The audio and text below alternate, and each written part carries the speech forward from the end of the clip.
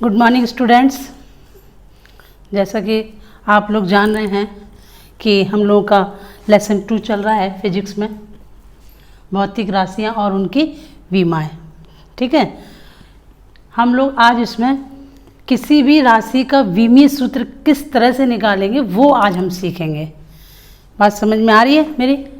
ठीक, तो सबसे पहले देखिए मैंने ये स्क्रीन पर थोड़ा लिखा भी हुआ है और मैं बोलूँगी, उनको भी आप नोट करेंगे। बात समझ में आ रही है? देखिए, सबसे पहले भौतिक राशियाँ, हमको ये पता होना चाहिए कि भौतिक राशियाँ हैं क्या। ठीक है, भौतिक राशियाँ किसे कहते हैं?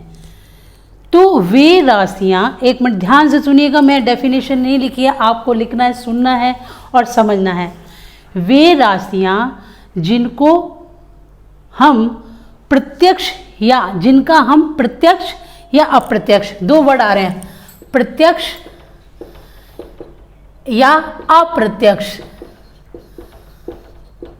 वे राशियां जिनका हम प्रत्यक्ष या अप्रत्यक्ष रूप से मापन कर सकें, क्या कहलाता है? भौतिक राशियां। बात समझ में आई मेरी?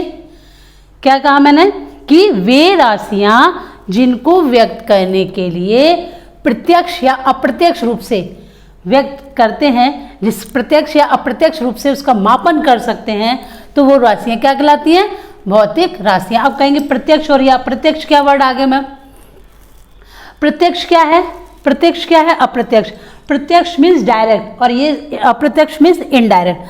अब मैं आपको एक एग्जाम्पल देके समझाती हूँ। देखो, ये आपके पास, ये आपको दिखाई दे रहा होगा ना, मार्कर है। क्या है ये? मार्कर। ठीक, अब मैंने आपसे पूछा ये कितना है, क्या है इसका, तो ये आप बताएंगे मैम ये मार्कर है, इसकी लंबाई 3 सेंटीमीटर या 2 सेंटीमीटर है, जो भी है। तो आपने इसको देख लिया और देखने के बाद ये बताया कि हम इसकी लंबाई माप सकते हैं। किस में माप सकते हैं? सेंटीमीटर में। छोटी है सेंटीमीटर में। बात समझ गए? तो आपने इसका मापन कर लिया, तो राशि क्या थी? लंबाई, और इसका मात्रक क्या हुआ? सेंटीमीटर। ठीक है ना? तो ये तो हो गया प्रत्यक्ष रूप से।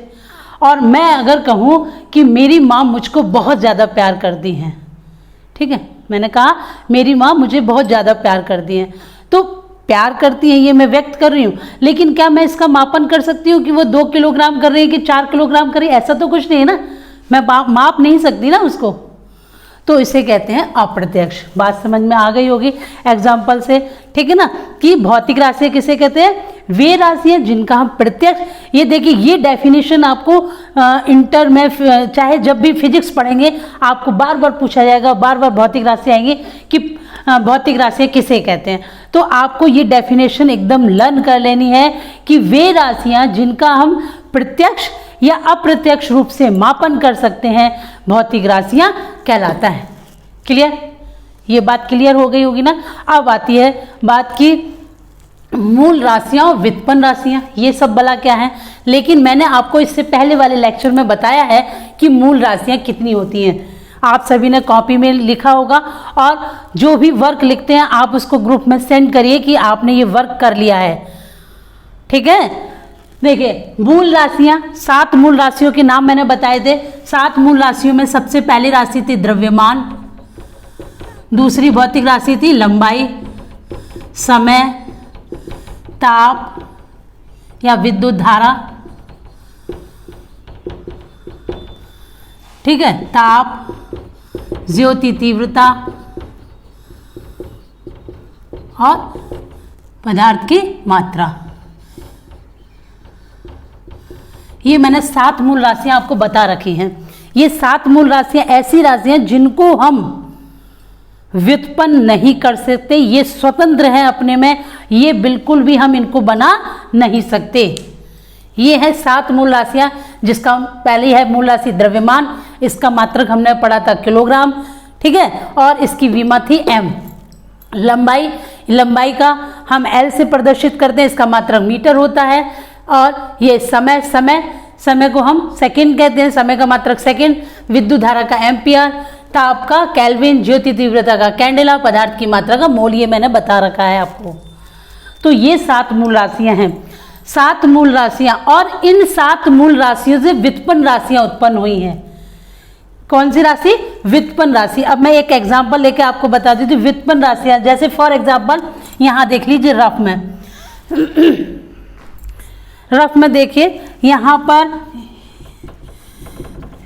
रफ में यहाँ पर चाल बराबर दूरी बटा समय, चाल बराबर दूरी बटा समय।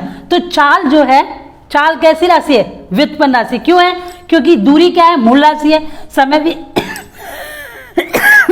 सॉरी बेटा, चाल कैसी राशि है? व्युत्पन्न राशि। दूरी मूल राशि, समय मूल राशि। तो इन मूल राशियों से ये राशि उत्पन्न हुई है, इस वजह से इसको क्या कहेंगे? व्युत्पन्न राशि। आई बात समझ में? मेरी हर चीज आप समझ रहे होंगे। तो चाल बराबर दूरी बटा समय, चाल कैसी राशि होगी? व्युत्पन्न राशि। हमने इसको मूल राशि से उत्पन्न किया है। ओके, चलिए अब मेरी बात समझ में आ गई होगी। व्युत्पन्न राशियां किसे कहते हैं? कि वे राशियां जो मूल राशियों से प्राप्त की जाती है।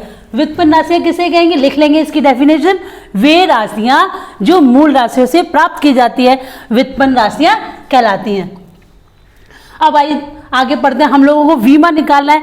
हम लोगों का तो ये 9th में कोर्स पढ़कर आए थे कि राशियां कितने प्रकार की होती हैं, ठीक। लेकिन हमें तो यहाँ उनकी वीमाएं पढ़नी है। क्या पढ़ना है? वीमा। तो देखिए भौतिक राशियों की वीमा निकालने के लिए मैंने परिभाषा लिख दी है कि किसी भौतिक राशियों की वीमाएं वे घातें जिनको व्यक्त करने के लिए मूल मात्रकों पर चढ़ाई जाती है। जैसे बल, उदाहरण लिया बल, तो बल बराबर क्या होता है? द्रव्यमान गुणा त्वरण, ठीक है। तो द्रव्यमान का मात्रक क्या? द्रव्यमान को हम कैसे लिख सकते हैं? एम, द्रव्यमान एम है ना, मास इंटू त्वरण। त्वरण की विमा LT-1 होती है, ठीक, LT-1। तो ये इस पर कुछ भी पावर नहीं, एक इस पर भी कुछ पावर नहीं है, और इस पर पावर -1। तो ये इसकी विमाएं हो गई।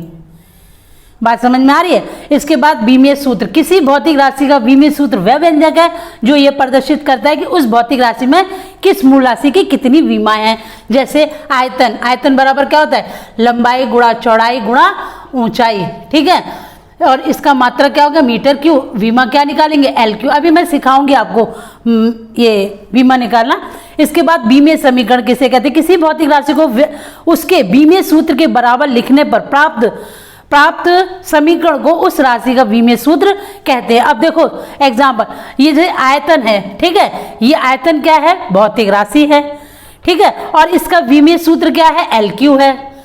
तो इसकी भौतिक राशि को उसके विमीय सूत्र के बराबर जब लिख देते हैं तो ये प्राप्त ये इक्वेशन क्या कहलाती है? समीकरण कहलाती है। आ गई बात मेरी समझ में? ये बात समझ में आ रही होगी। और इसके बाद हम लोग विमीय सूत्र निकालना सीखेंगे इसके अगले वीडियो में। यहाँ तक आपको समझ में आ गया होगा और आप इसको लिखकर समझ लेंगे और ग्रुप में ये होमवर्क सेंड करेंगे। Thanks for watching.